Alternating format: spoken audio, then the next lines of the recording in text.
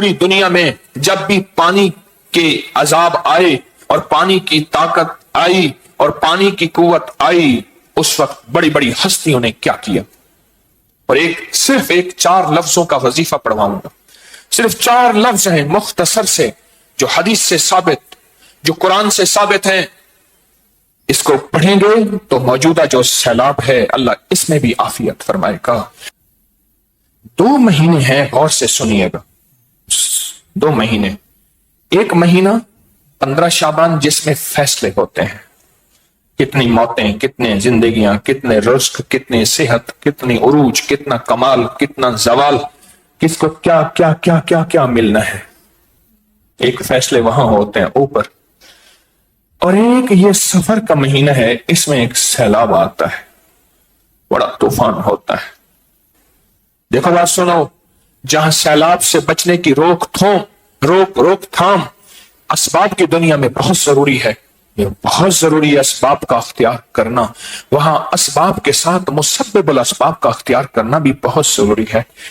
جو ایک دم بادل پھٹے ہیں، یہ تو سیلاب نہیں ہے، یہ تو اوپر کی طاقت ہے جو اوپر کے سیلاب کو بھیجتی ہے. ایسے بادل پھٹا اور اس میں سے ایک دریا پانی کا آیا اور ہر چیز کو تہس نہس کر دیا، برباد کر دیا. یہاں ایک ایسے بادشاہ کی ضرورت ہے جو کائنات پہ غالب ہے، وہ رب ہے. رب. آسمانی بجلی گرے یا آسمان پھٹے اور آسمان سے پانی کا پہاڑ، پانی کا دریا بہہ جائے. آپ محسوس کریں جب بارش آتی ہے، مجھے 1973 کا سیلاب یاد ہے تھوڑا سا. ایک بندہ کہنے لگا کہ میں نے سیلاب میں دیکھا گھڑا تیرتا ہوا جا رہا تھا، دیگچا تیرتا ہوا جا رہا تھا، چیزیں جو تیر سکتی تھیں وہ جا رہی تھیں. تو سیلاب جب آتا ہے وہ ہر چیز کو بہا کے لے جاتا ہے. ہر چیز اس کے سامنے جو آتی ہے وہ ٹھہر نہیں سکتی، وہ گاڑی ہو یا گھر ہو، وہ انسان ہو یا کچھ ہو، بہہ جاتی.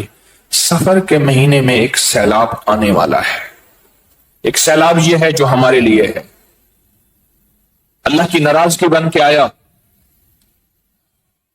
حکمرانوں بادشاہوں کی وجہ سے نہیں، ہماری خطاؤں کی وجہ سے. ایک سیلاب یہ ہے، ایک سفر کے مہینے میں سیلاب آنے والا ہے.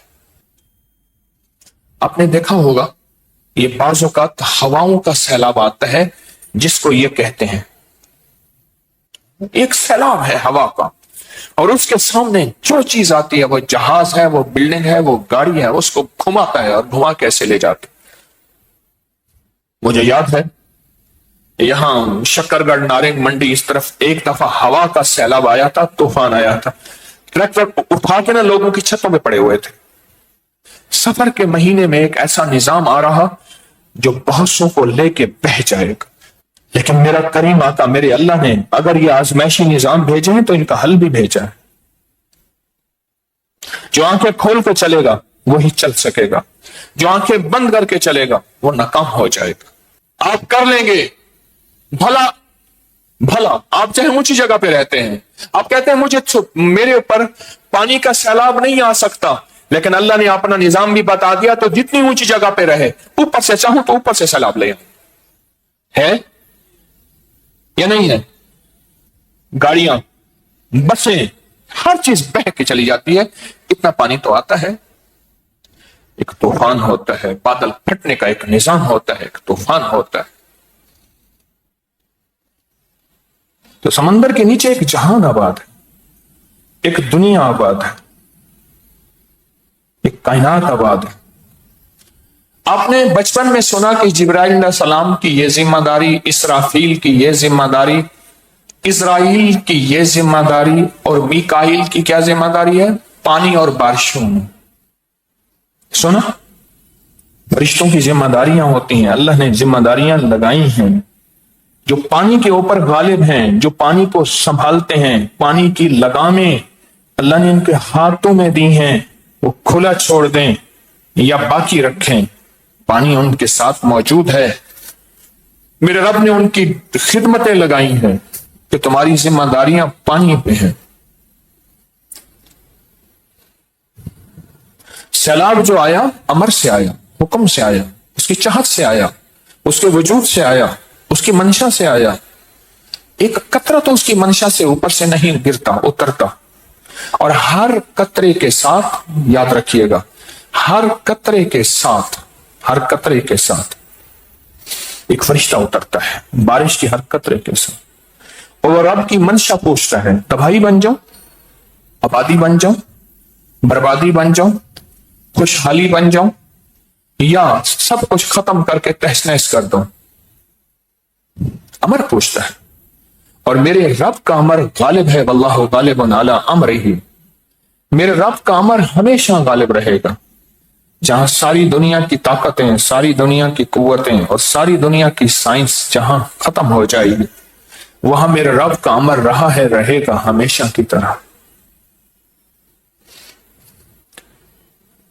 پانی کیوں بے لگام ہوا؟ پانی کی طاقت اللہ نے رکھی ہے، پر کیوں بہا؟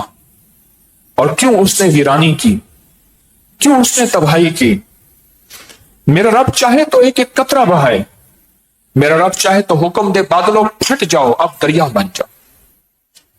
اور پوری دنیا میں واقعات ہوئے ہیں پہلے بھی اب بھی کہ بادل پھٹا، قطرہ نہیں بہا، اس میں سے دریا بہا، اور اس نے سب کچھ بہا کے تباہ کر دیا۔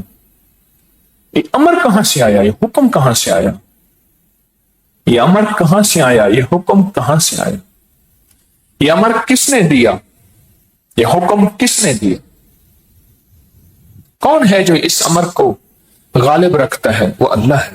کتا ہم سے زیادہ سمجھدار ہے حرام نجس، پر سمجھدار بہت ہے۔ وہ کیسے؟ کتے کو پتھر مارے، اینٹ مارے، لاٹھی مارے تو وہ پتھر اینٹ کو نہیں کاٹتا، وہ بھاگ جاتا ہے۔ اسے پتا ہے کہ یہ ہاتھ نظر جو نہیں آ رہا کسی اور کے ہے، مارنے والا کوئی اور ہے، بظاہر لاٹھی اینٹ پتھر ہے، اور جو طاقتور ہوتا ہے وہ کبھی پتھر کو نہیں کاٹے گا، وہ مقابلہ کرے گا مارنے والے کا، آ جا میں تجھ سے نمٹتا ہوں۔ ہم سے زیادہ سمجھدار ہے۔ سیلاب کی شکل میں لاٹھیاں پڑ رہی، زلزلوں کے جھٹکے بڑھ رہے ہیں، اموات اچانک انہونی بڑھ رہی، حادثے، بیماریاں، ہسپتالیں اتنی زیادہ گمان سے، ڈاکٹر، معالج، حکیم اتنے زیادہ گمان سے بالا تر، یہ ساری کی ساری اس کی ناراضگی کے جھٹکے ہیں۔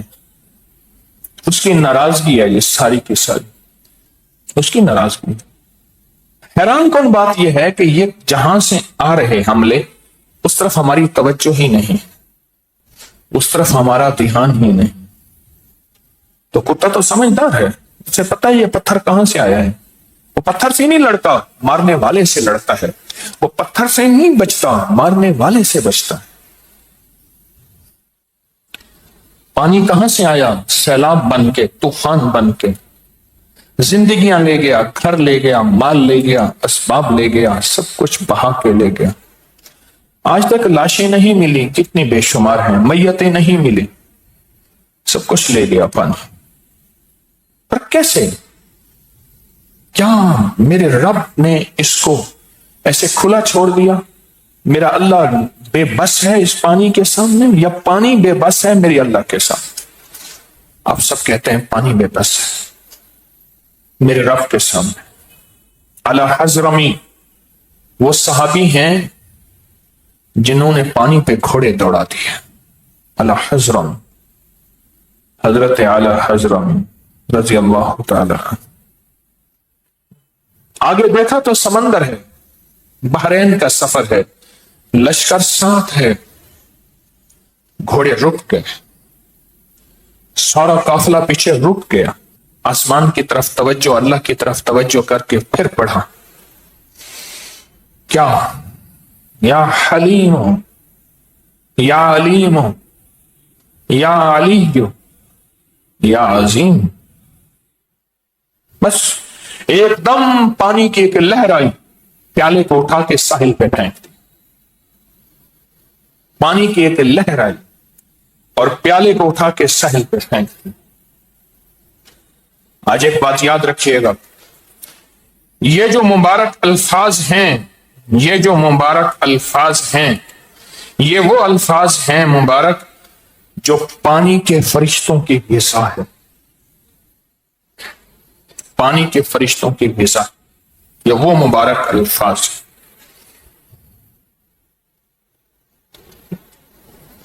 یا ایک اور الفاظ ہے، ایک روایت میں ہے، یا حلیم و یا کریم و یا علی و یا عظیم۔ پر میں جب بندہ یہ دو لفظ پڑھتا ہے، یا حلیم و یا کریم، ہماری ساری غلطیوں کوتاہیوں، ہماری ساری سختیوں اور بدماشیوں کو گناہگار بدماش ہوتا ہے، معاف کرنے والے، اور حلیم اور کریم۔ پوچھا کریم کسے کہتے ہیں؟ کہا کہ مجرم پکڑا جائے اور پھر طاقت بھی ہو، قوت بھی ہو اس کو سزا دینے کی، پھر بھی فرمایا جائے جب معاف کیا۔